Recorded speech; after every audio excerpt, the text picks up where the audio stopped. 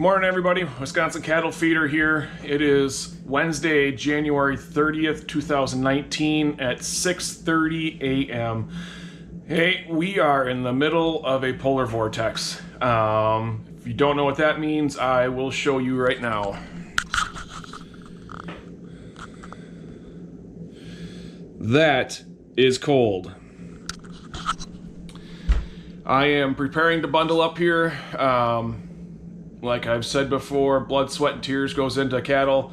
This morning, we have to do chores regardless, every single day. The cattle depend on us, so I won't get many action shots today, but I will do a little tour of the barns to see what really goes on with the cattle on days like today. This is the coldest we've had in 20, 30 years. It is dangerously cold, but hopefully the cattle have survived well overnight. We will see from here.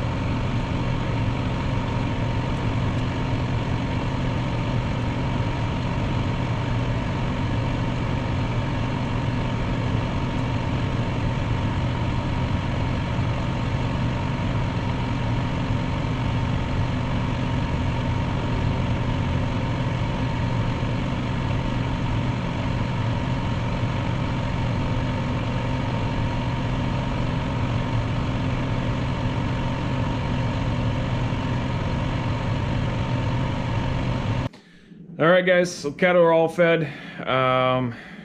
Equipment is running well, was running well. Skid steer is still out there. I need it just for a few more minutes yet. It is not by accident that our equipment runs fairly well in this time frame, temperature-wise. We do a lot of things that help us, I believe, make sure that we aren't gelling up or freezing up. We always make sure that the equipment is filled with fuel when we're done for the day. When the equipment comes back into our warm shop, that fuel warms up, the equipment warms back up, so everything has a chance to reset itself, basically. We do make sure when cold snaps like this are coming that fuel filters all get changed so they have full flow. And then when we're out running equipment, we make sure that they are on a very high idle. That way the engine continues to produce heat. Hopefully it helps keep everything warm so that the fuel stays flowing. I do know that as I was pulling into the shop with the TMR tractor, that I got a warning for a low fuel pressure. So even the best preparations can have issues. So luckily we were finished with it. It is now in the shop. It will warm back up, and hopefully by tomorrow we will be back ready to go. So I have some waters I need to check on. I need to check all the pens. It appears the cattle did very well last night. We did not lose any. And so I need to open some waters up. So I will take you along and we will see what everything else looks like when we're down there.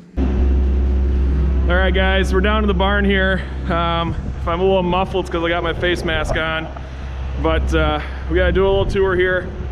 Check out waterers. When it's this cold, it's really hard for those heaters to overcome all the heat loss that are in here. So sometimes they're just a crust on them.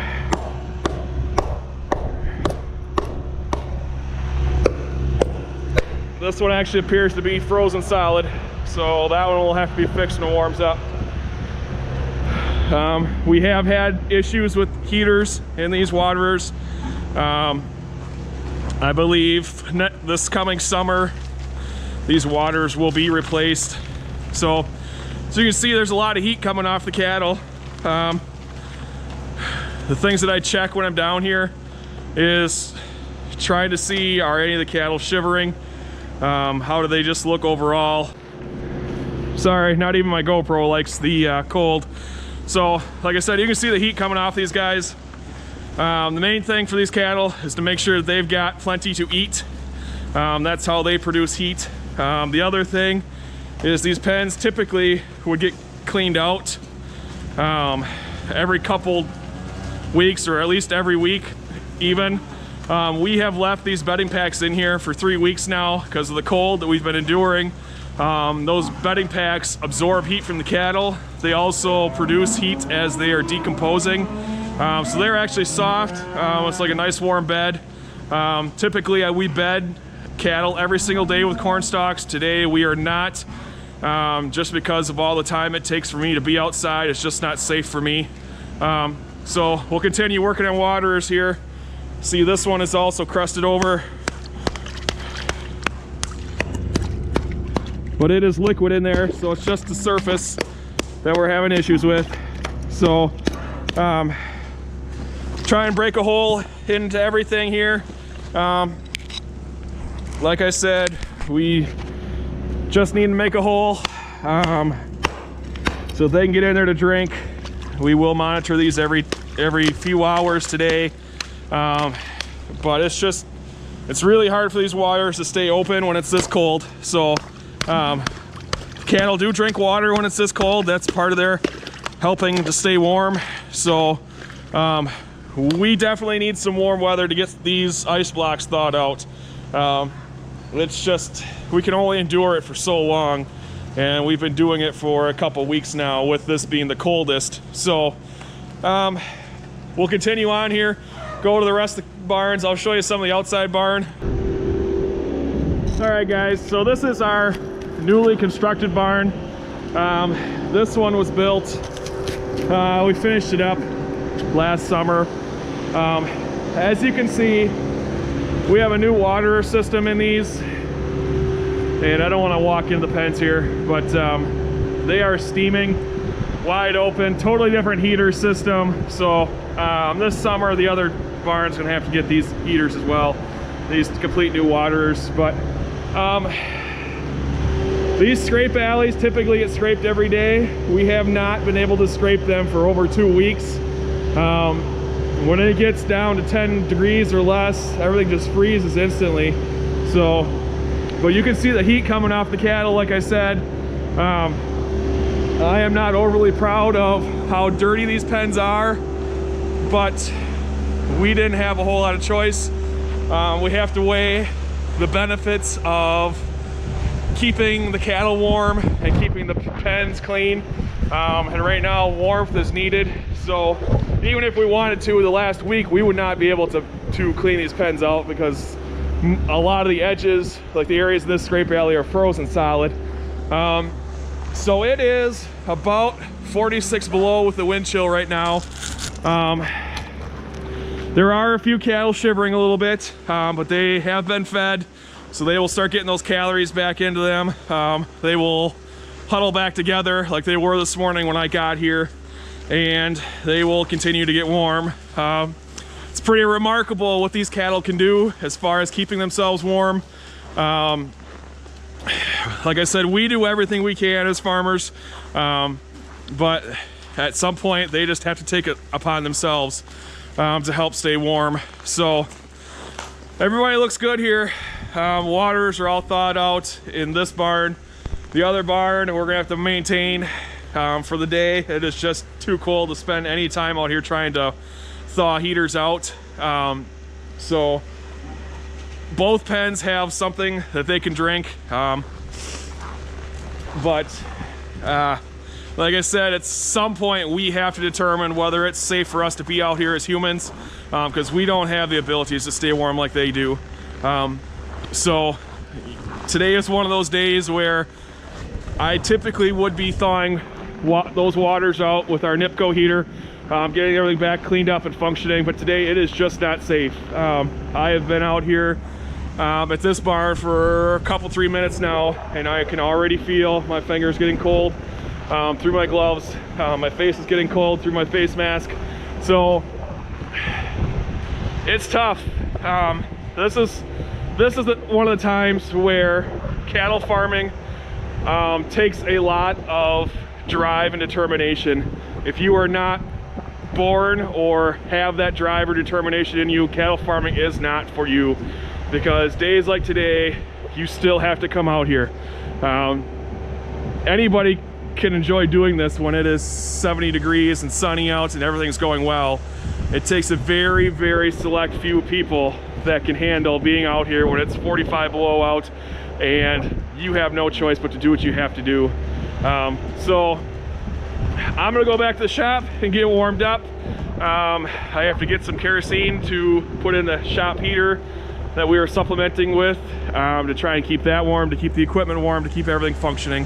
So everybody stay safe. All right guys, so I came back down here this afternoon.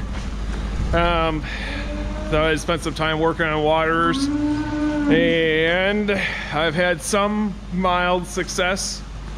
We have one water in each pen, fully functioning. Here's what they're supposed to look like when they're working. One across the way here. But the other two, one at the upper end of each of these pens, I have worked on for 2.5 hours, and the water lines are frozen. The one I spent 2 hours out of the heater on it, and the lines above the valves thawed out, so it must be somewhere down lower. So right now I'm left without many options. I'll have to do some research, but it may be a wait till spring kind of deal. Like I said, at least we have two that are functioning properly. So we will work on tomorrow, but until then, I'm cold, I'm wet, and I am ready to go in the house again.